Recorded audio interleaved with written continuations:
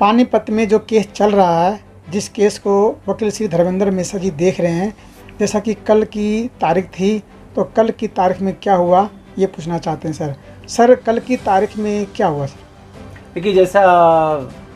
सबको पता है कि पानीपत पे नारायण साईं जी और अन्य 3 लोगों के खिलाफ महेंद्र चावला के द्वारा कंप्लेंट दर्ज करने पर एफआईआर जो दर्ज हुई थी उस पर 307 और अन्य धाराओं के तहत मुकदमा चल रहा है, जिन पर इस केस में नारायण साईं जी और अन्य पर 307 का चार्ज मेरे इस केस को टेकअप करने से पहले फ्रेम हो चुका था, जिसके बाद मैं इस केस में आया और उस केस में उसके बाद से अब तक गवाही रुकी हुई है और पुलिस ने एक सप्लीमेंट्री चार्जशीट फाइल किया, जिसमें वो डॉक्यूमेंट जो इस कोर्ट में गुजराती भाषा में लगा था और जिसका इंग्लिश ट्रांसलेशन या हिंदी ट्रांसलेशन नहीं हुआ था,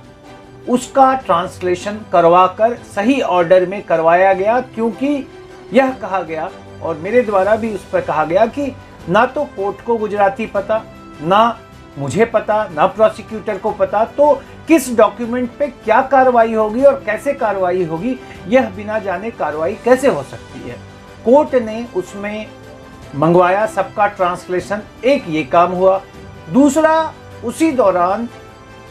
आर्म्स एक्ट के तहत एक सप्लीमेंट्री चार्जशीट फाइल हुआ।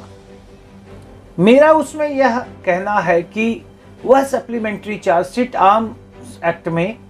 सही प्रक्रिया के तहत नहीं दर्ज हुआ और सही कानूनी प्रक्रिया उसमें फॉलो होनी चाहिए। उसी विषय में अब तक कोर्ट ने आर्म्स एक्ट के तहत कोई भी चार्ज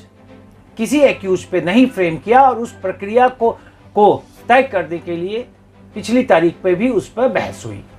तीसरा, कि इस केस में पिछले कई तारीख से जो मेरा आर्ग्यूमेंट चल रहा था, क्योंकि इस केस में महेंद्र चावला ने एप्लीकेशन लगाकर और कोर्ट में बहस करके और पुलिस में भी कंप्लेंट फाइल करके और कोर्ट में इस केस के एफआईआर के बाद भी यह कंप्लेंट लगाकर और एप्लीकेशन लगाया है कि इस केस में श्री आशाराम बापूजी, उनकी धर्मपत्नी और उनकी पुत्री, इन तीनों को भी आरोपी बनाया जाए। तो पिछली तारीख में जो भी सप्लीमेंट्री चार्जशीट हुआ और उसके बेसिस पर हमने यह आर्ग्यूमेंट किया कि इस पे बापूजी के खिलाफ पुलिस को कुछ भी नहीं मिला है और बापूजी बेकसूर है, इसलिए जो है बापूजी के खिलाफ क्लोजर रिपोर्ट मानते हुए, एक्सेप्ट करते हुए किसी भी तरीके की कोई भी बातें और प्रोसीडिंग क्लोज होनी चाहिए। उस पर कई तारीखों पे बहस होने के बाद कल जो है कोर्ट ने कंप्लेनेंट को, उनके वो मौजूद कंप्लेनेंट महेंद्र चावला जो मौजूद था और उसके वकील के मौजूदगी में उसे नोटिस देकर कहा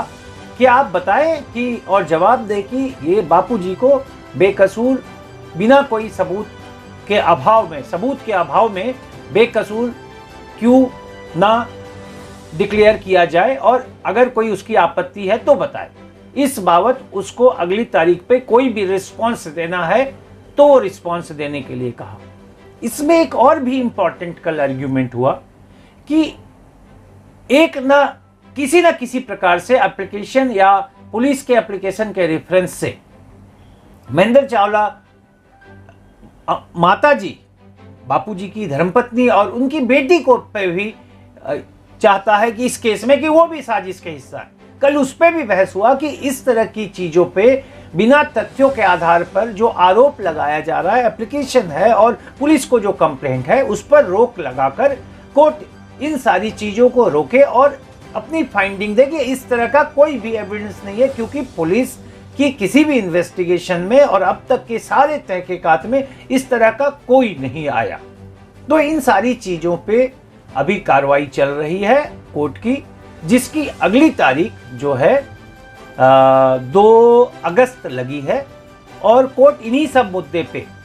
कि उन सारे लोग जिनके खिलाफ अगर कोई सबूत नहीं है तो आगे क्यों ना सारी कार्रवाई कोर्ट में जो भी महेंद्र चावला चाहता है, जो अभी शुरू नहीं हुई है, चाहता है उसे बंद न किया जाए, इस पर अगली तारीख पर बहस होगी। आज कोर्ट में वीसी के माध्यम से श्री साईं जी भी मौजूद थे और बाद में कोर्ट के परमिशन के बाद मुझे अपने क्लाइंट से, नारायण साईं जी से बात करना मेरा अधिकार है, क्योंकि ताकि केस को हम प्रिपेयर कर सके। तो कोर्ट ने हमें वो भी अनुमति दी और करीब आधे घंटे 40 मिनट तक मेरी नारायण साईं जी से वीडियो कॉन्फ्रेंसिंग के माध्यम से बात भी हुई, ताकि जो है श्री नारायण साईं जी का सही जो डिफेंस है वो तैयार किया जा सके और उन्हें न्यायिक प्रक्रिया में पूरा भागीदारी करते हुए न्याय मिल सके और अपने केस के हर तारीख को और तारीख में हो रही जो भी कार्रवाई है उससे वह अवगत रह सके, ताकि सही समय पर सही निर्णय ले सकें। ये सारी चीज़ों के बाद जो है अगली तारीख अब 2 अगस्त को लगी है।